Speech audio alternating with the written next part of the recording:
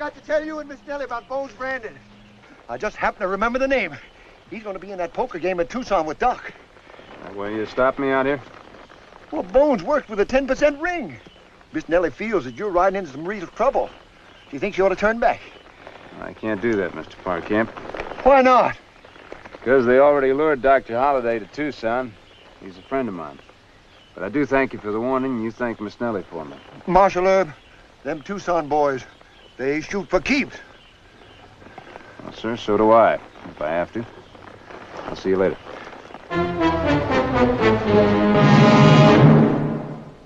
Oh, Wyatt Earp, brave, courageous, and bold. Long live his fame, and long live his glory, and long may his story be told. Many attempts were made to kill Wyatt Earp, but Dan Pretty, with his 10% ring at Tucson, was a big-time operator. When Pretty wanted a man out of his way, he acted with a scheming subtlety that not even Wyatt could penetrate. The plan to murder Marshal Earp, whose career in Tombstone had already exasperated the Tucson politicians, seemed foolproof and deadly. $3,800. Not bad, huh? Oh, Jack. See if Steak Brown's still waiting out there. Yes, sir.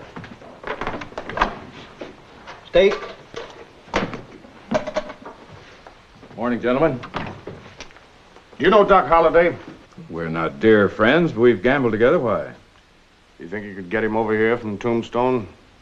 The stakes were high enough. You can promise Holliday a no-limit game.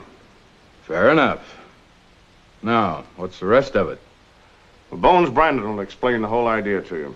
Oh, Dan, you're not that sort, Holliday. Doc's only bait. I don't ask any more questions. You'll get the rest from Brandon. You're the boss. Gentlemen.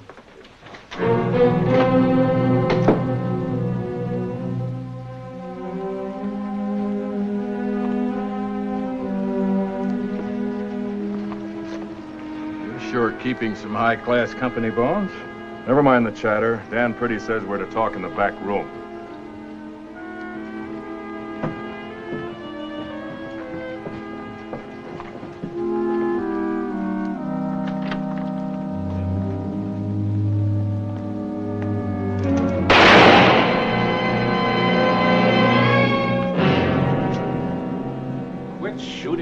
In that rug. I keep on living, Bones, simply because I don't trust anybody.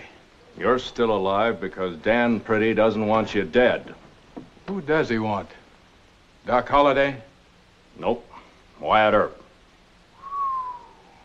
Dan shouldn't mess around with Earp. Why, what's so tough about him? A lot of boys have tried to find out the answer to that one, kid. They've all wound up with a busted head or in jail. You backing out, Steak? No.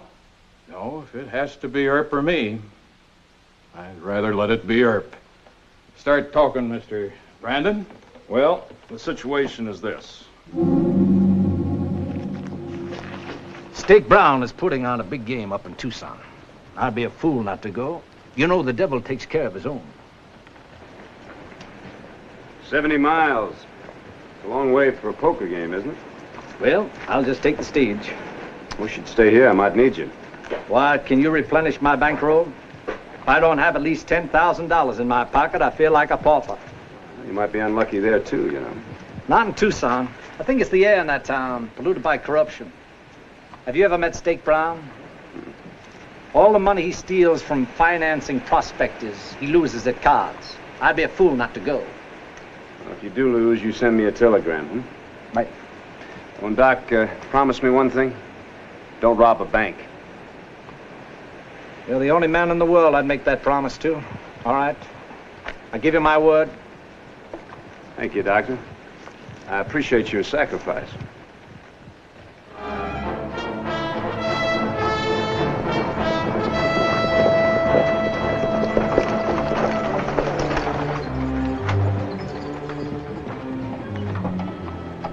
Hello there, Doc. Welcome to Tucson. It sure is good to see you. Don't look so cheerful. I didn't sleep a wink in that bone shaker. Oh, a good quart will make you feel like a new man. Then we can get this game started. Not until I get some sleep. I'm so tucked out I couldn't read the cards. Suit yourself, Doc. You'll find some good rooms over the Congress Hall bar. Our sucker will keep. You got much money? Oh, about $50,000 in cash and a big ranch in Texas. Have you got much money? I'm loaded. Huh? I'm loaded, Doc. Oh, that's good. Make the trip worthwhile.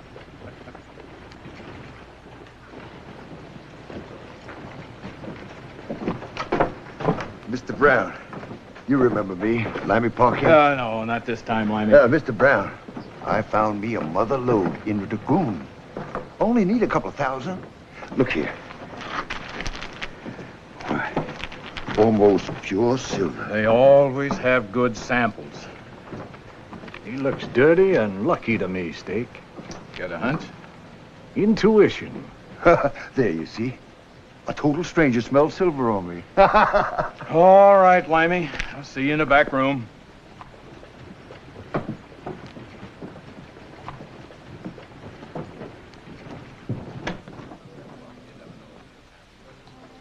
You know my terms, Limey. Half interest and everything you find. But Mr. Brown, this is a real mother lode, already filed claim to. I've heard that before. Do you want the 2,000 or don't you? Yeah, but a half interest. Sign it. Right there. All right. I shouldn't be doing this. Sometimes Doc Holliday's hunches pay off. Was that gentleman Doc Holliday? Sure don't look like a killer. Can't always go on looks. There's your cash. Thank you, Mr. Brown. We're gonna hit this one real big.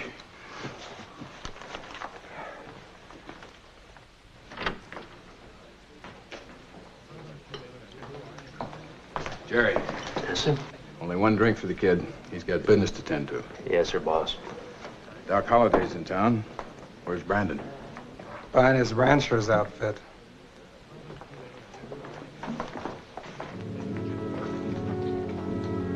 You must be the one that's going to gun down Wyatt Earp. Nobody said nothing. Bones Brandon told me all about it. Why would he talk?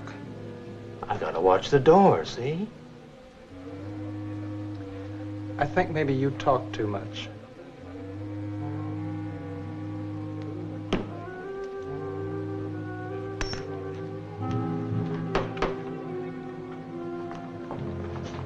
What's yours? Whiskey. Mister, the young boy just left here. You know his name. And they call him the paralyzed kid. Paralyzed kid. On account of his left arm. No, boy, I'm thinking about it. Got two good arms.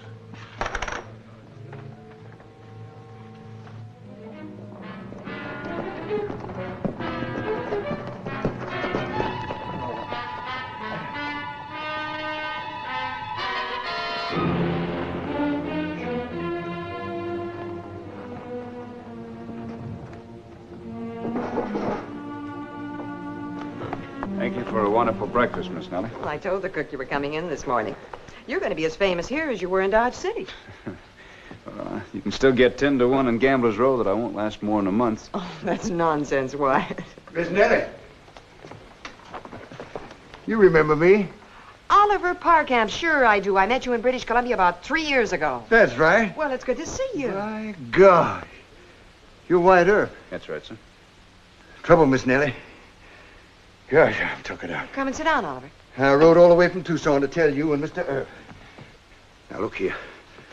The barkeep at the Congress Hall Saloon said that the paralyzed kid was going to gun you down. It was just after... No, maybe it was before he told the barkeep to give the kid just one drink. What do you think, Wyatt? Well, I've never heard of the paralyzed kid. But somebody's always talking about gunning me down. Could be just talk. But I figure I ought to tell you I was coming over anyway. Were there any other names mentioned? Yeah. Yeah, Steak Brown asked the kid where somebody was. But his name... Ain't that the deuce, forgetting the name? Well, that's all right. Maybe it'll come to you after you rest a spell. Thank you, Mr. Parkamp. I'll kind of keep my eyes peeled. I'll try to jog his memory for that name. It might be important.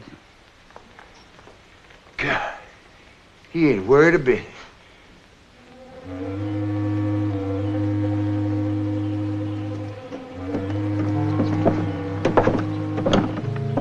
We ready to go. Doc had a good night's sleep. Woke up raring for action. You got your derringers? Right here. Tell me, who's going to be behind the rug? Take care of that later. I've got to send a telegram to Earp first. Say, are you sure Doc's going to take off his 45? As long as we take off ours. Remember now, we keep Doc winning until Earp gets here. Bet sporty, but not wild. Doc's an old hand at poker, and he'll spot a phony play. What makes you so sure Earp will come? Earp and Doc are just like brothers. Earp gets my telegram. He'll hit the trail. Then he'll hit the floor. Dead.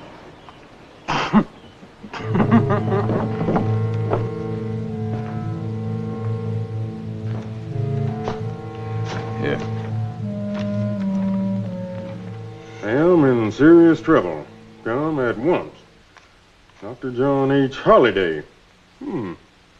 You don't figure them folks down there in Tucson are gonna hang old Doc or something, do you? Doc, anything can happen. Could be wounded, sick, or in jail. I told them not to go. Mr. Gibbs, you go get my trail outfit for me, will you? I gotta sign all these reports. Say, how about me and Roscoe going with you? Well, there'd be nobody to sit on the lid here if you did. You're right. Oh, by the way. Yeah? Prospect, a friend of Miss Nellie's, came in from Tucson with a story about somebody named the Paralyzed Kid, supposed to be gunning for me. Here in Tucson? I don't know. Another name was mentioned, but Mr. Parkamp, that's Nellie's friend, he couldn't remember it. Might be important. Well, I'll check with Miss Nellie. Now, Mr. Gibbs, you better notify Mayor Klum and Judge Spicer, just in case there's big trouble while I'm away. Say, couldn't you just send a wire down there to the Wells Fargo agent in Tucson and have one of their boys look into Doc's trouble? My getting into the wrong hands. Besides, you know Doc as well as I do. You'll be expecting me to come myself. Yeah.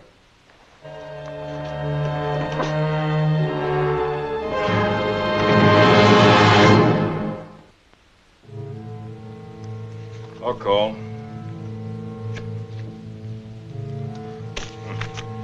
You and the devil have changed my life, Steak. I don't mean to flatter you by mentioning your name ahead of the devil's, but I haven't met him yet. Of course, I may soon have the pleasure. That'll be a meeting, Doc. All this talk about the devil is fidgeting our young friend here. I'm just joshing, kid. Yeah, well, it's bad luck. For me. It's your deal, boy. You think his last name was Branson, huh? Sounded that way. Well, what about his first name? Was it Bill Branson or Bob Branson? Wait. I got it. Bones. That was his first name. Bones Branson. You mean Bones Brandon, don't you? Brandon? Well, now, could be. You know him? I sure do. He's Dan Pretty's chief fixer. If what you say is true, this could sure be a trap. Of course it is. They just used Doc to lure Wyatt into Tucson. How long has he been gone? More than an hour now. Limey, you know that trail. Sure. You take my horse and go after him. You keep him at a full gallop, you hear me? You got to stop Wyatt. Get!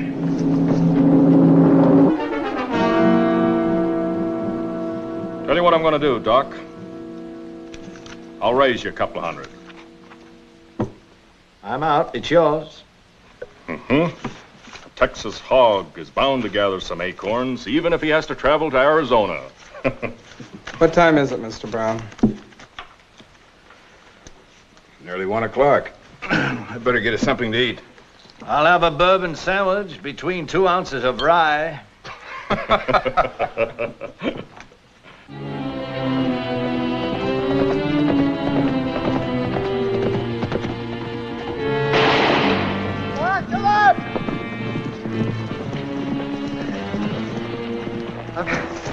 Marshal Earp, I forgot to tell you and Miss Nellie about Bones Brandon. I just happened to remember the name. He's going to be in that poker game at Tucson with Doc. That way you stopped me out here? Well, Bones worked with a 10% ring. Miss Nellie feels that you're riding into some real trouble. Do you think she ought to turn back? I can't do that, Mr. Parkamp. Why not? Because they already lured Dr. Holliday to Tucson. He's a friend of mine. But I do thank you for the warning, and you thank Miss Nellie for me. Marshal Earp, them Tucson boys, they shoot for keeps. Well, sir, so do I, if I have to. I'll see you later.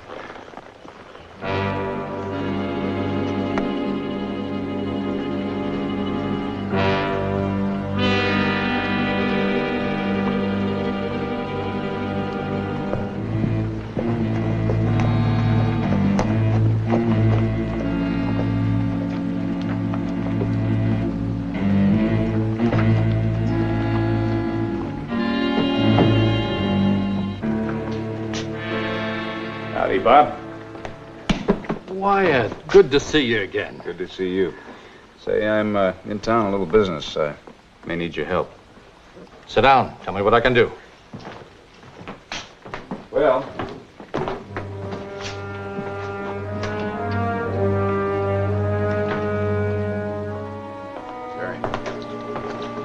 Any signs of Earp yet?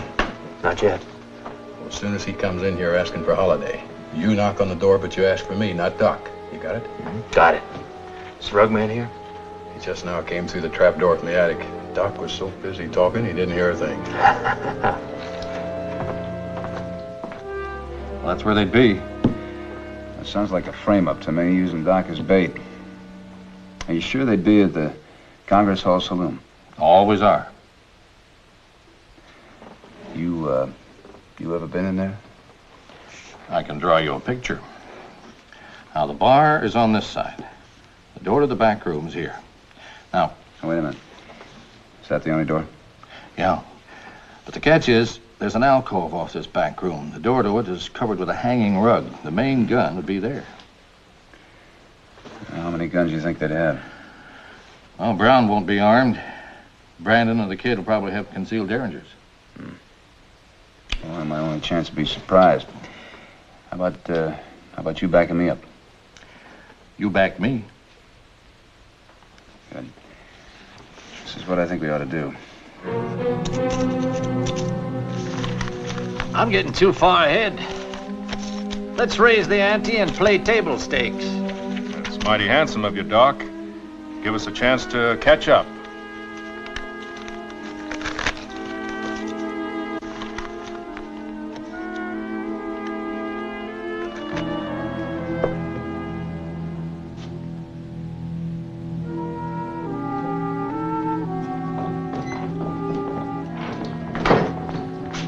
Usual, Jerry. Sure thing, Mr. Paul.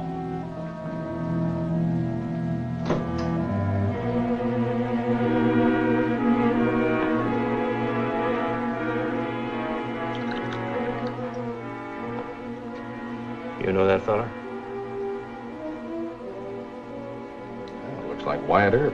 Why? Excuse me. All right, hold it, Jerry. But, Mr. Paul... Go to that door. Knock, say you have to talk to Snake Brown, say it's important. Move! Come on.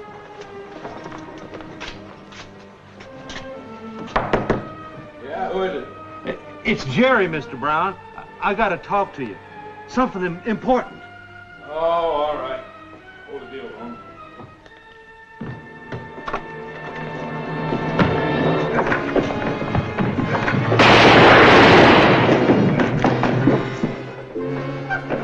Till you get. Watch him. We'll need him as a witness. Barkeep, you go get a doctor. Yes.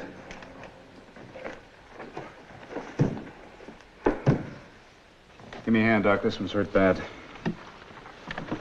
What are you doing here? How'd you know they were after me? Don't flatter yourself, Doc. They lured you here to get Wyatt. They would have gotten me at the same time. Was it Brown and Brandon who planned it? I had nothing to do with it. That boy's done for, Wyatt. I ought to kill you. Just plug the hole in his arm. You plug it. I wouldn't raise a finger. Well, this one's dead. All right, who's behind this stake? I'm not talking. Brandon will talk. There's only about $7,000 here. Let me look at that. I could have had all the money in this, Wyatt, if you hadn't butted in. You can have it. I meant what I said about killing you. Wyatt, don't let him draw that gun. When I draw this gun, Wyatt Earp won't be anywhere around. Your only chance is to start talking. Don't say nothing, Bones. That goes for you too, Steak. Doc, you stay out of this, Wyatt. Doc's made him a fair offer. All right. I won't interfere. All right, both of you. Start talking. He means it's Steak, and I ain't dying to save Dan Pretty's hide. So was Dan Pretty, huh? Is that right, Steak? Doc, we've been pals too long. You wouldn't shoot me in cold blood. Oh, wouldn't I? Let's not keep the devil waiting. Step aside, Paul.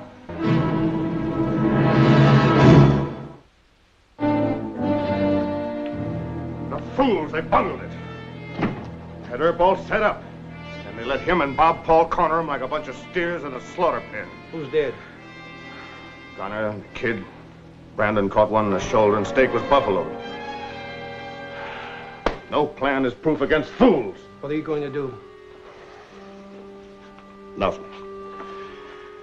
You say it was a drunken brawl. Pass the word. Yes, sir.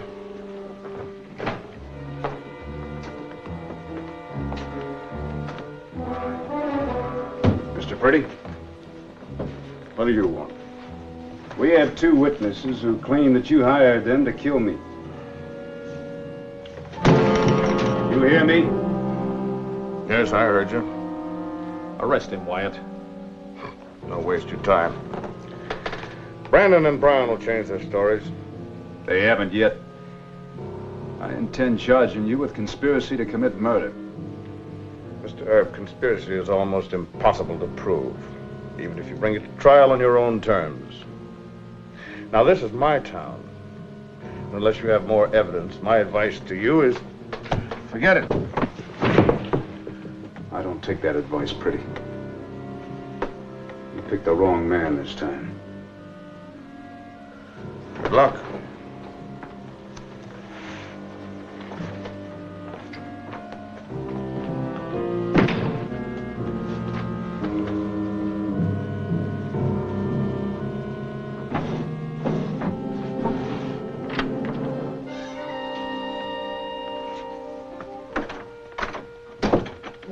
You got a gun in that drawer? No. Too bad. I dislike to shoot an unarmed man. Why, Mr. Pretty, that looks like a derringer. I happen to have one of the same kind. Try your luck. I'll give you plenty of time.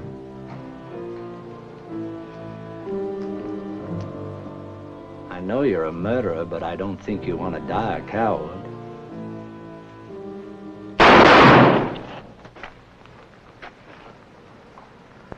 That sound like a shot to you? Yeah.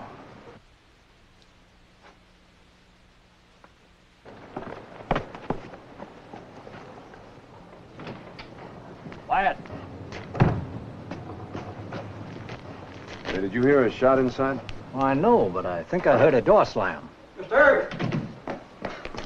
Dan Pretty just killed himself. What? Pretty killed himself. Are you sure? His own gun is still in his hand. I got to get the coroner. Come on, Wyatt. This isn't your case anymore.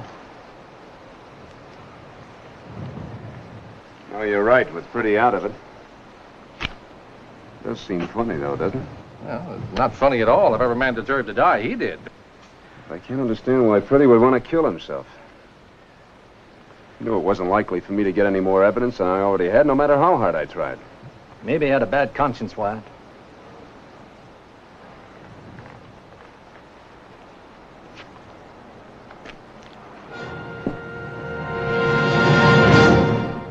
Well, he cleaned up the country, the old Wild West country. He made law and order prevail.